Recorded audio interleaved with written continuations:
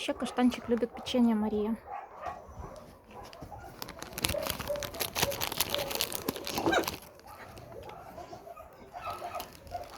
И тоже ест из миски.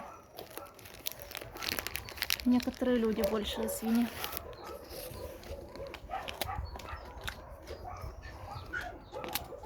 Каштанчик, не спеши, для тебя есть еще одна пачка.